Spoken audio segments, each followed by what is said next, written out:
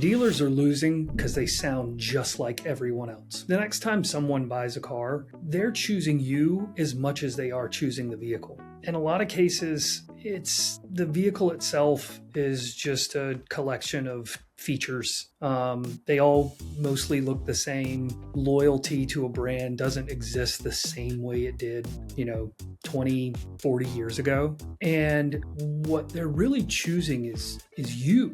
Like you, the dealer, the GM, the sales team, they're choosing you. And I think the reason why that you sound just like every other dealer is because you haven't taken the time to step back and really think about the foundations of who you are and the community that you serve and why you serve them and why you care to serve them and what's important to them. And all of this adds up to how you tell your story and how you talk to the community. And that starts with a foundational interview. That starts with sitting down with anyone really, and talking about your business and talking about your customers. You want it to be a situation where you're just talking about it. You don't want to do it with the intent of trying to say something specific. That's a lot of times, I think that's where you're going to lose your real identity. It comes from just honesty and authenticity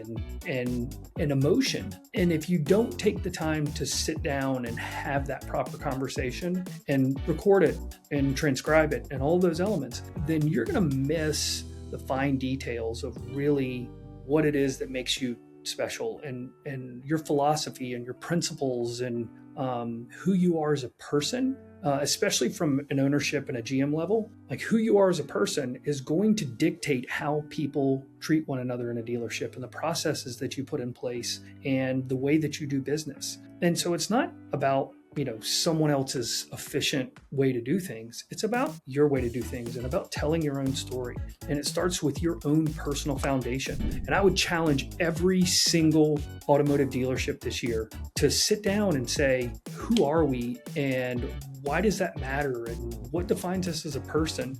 Write down what you would want someone to say at your eulogy and let that be the beginning of how you would want to define your business. Nobody would say, well, satisfaction was his guarantee. He was part of a family and his business was family owned. Like, that's not legacy. That's not who you are. So why lead with that when we talk about what makes our businesses different? Take a step forward, take a minute to really think about the foundation that you and your business were built on, and then run your marketing and your messaging from that.